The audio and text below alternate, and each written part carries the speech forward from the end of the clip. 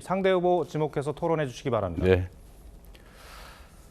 조금 전에도 말씀드렸지만 국가의 역할은 국민이 평화롭고 안전한 환경에서 행복하게 살 수 있게 하는 것입니다.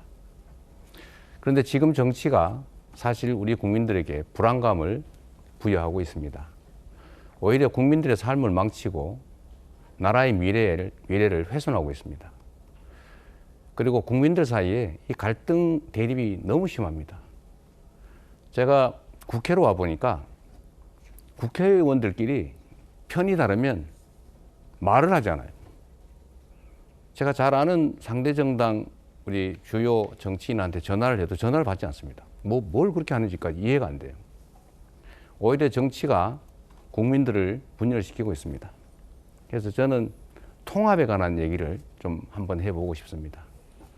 이 통합이라고 하는 것이 그냥 보기 좋게 하자고 통합이 아니라 그건 대통령이라고 하는 존재의 본질적인 제1의 책임입니다. 우리가 대통령 할 때 이 통령이라고 하면 지배자, 통치자 이런 의미도 있지만 실제로는 국민을 하나로 모으는 통합의 책임자, 큰 통합의 책임자 이런 의미도 있습니다. 국론이 분열되지 않도록 또 이해관계를 잘 조정해서 서로 한 쪽으로 힘을 모아야 국가도 발전하고 개인도 기회를 제대로 누릴 수가 있겠죠. 제가 김경수 후보님하고 이런 얘기를 한번 해보고 싶어요. 네. 지금 정치를 보시면 좀 어떠세요? 저는 이거 애들 같아요.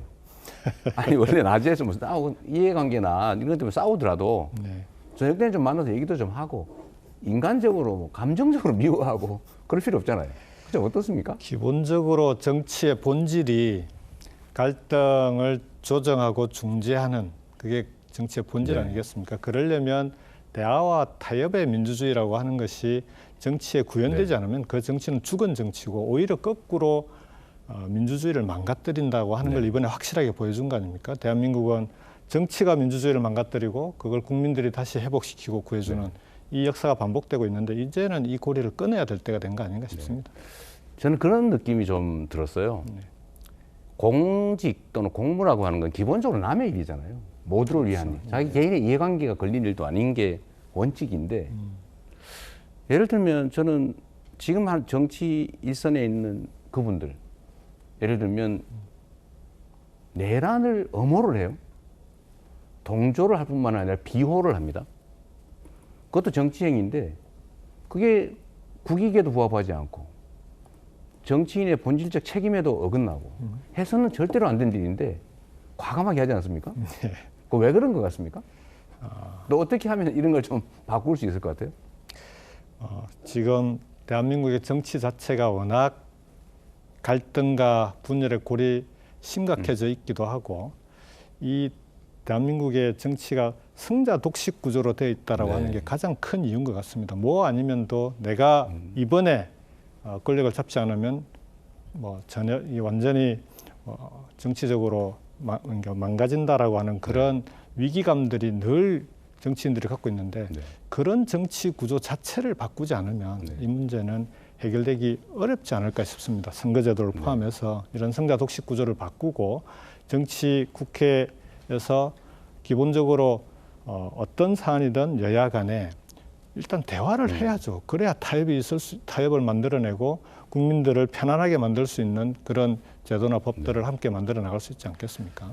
당연히 대화하고 노력해야 되는데 근본적인 한계가 좀 있는 것 같아요. 그게 어떤 거냐면 정치라고 하는 건 기본적으로 공리를 목적으로 해야 되는데 모두의 이익을 목표로 해야 되는데 이게 사익을 목표로 하는 경우가 상당히 있는 것 같아요. 그 점에 대해서는 좀 엄정한 책임을 묻는 것이 정말 진정한 통합, 진짜 정치를 회복하는 길이 아닐까 그런 생각이 들었습니다.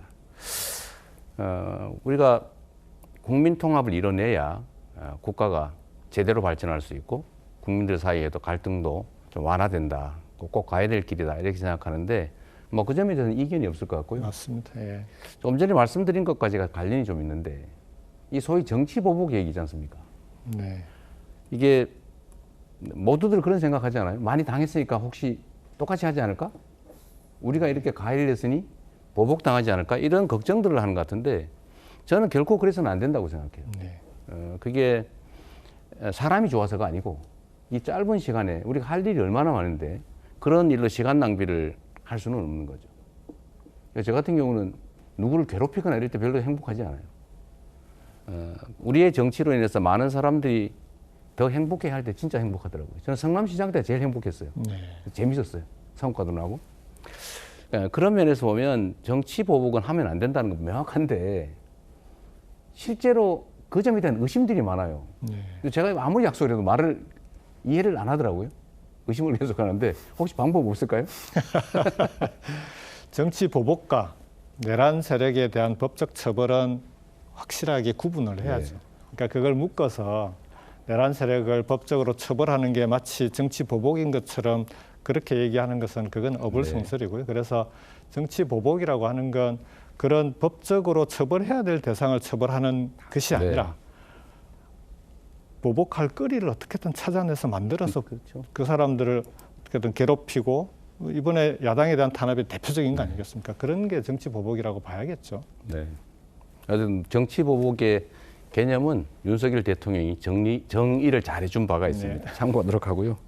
우리 김동연 후보님, 그러니까 우리가 통합의 과제도 중요하고 또 정책적으로 협치라고 하는 것도 중요하죠. 또 하나 중요한 것은 실제 권력을 행사하는 인사, 공직 인사를 정말 실력 중심으로 네 편 내 편 가르지 말고 탕평하는 것인데 이 탕평 인사의 중요성은 아마 우리 김 후보님도 너무 잘 아실 것 같아요. 근데 실제로 좀 어떻습니까?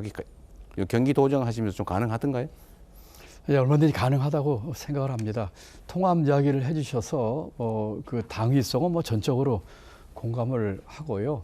이와 같은 통합을 못하게 하는 근본적인 원인은 우리 정치판에 있습니다. 네. 지금의 이 헌법과 또 선거 제도가 승자 독식과 또 적과 나를 죽고 살리는 관계로 돼 있기 때문에 이 개헌과 이 선거법 개정이 꼭 필요한 것이고 또 하나는 저쪽 보고 통합하라고 하지 말고 우리부터가 어떠면 성찰하고 기득권 가진 거 우리부터 내려놓으면서 그 진정성을 보이는 것. 네. 그리고 아까 이제 말을 해도 잘 안 믿는 그런 건 참 안타깝습니다. 네. 그런데 알겠습니다. 예, 그런 신뢰 자산을 쌓는 것 네. 그런 것들이 중요하다고 생각합니다. 네.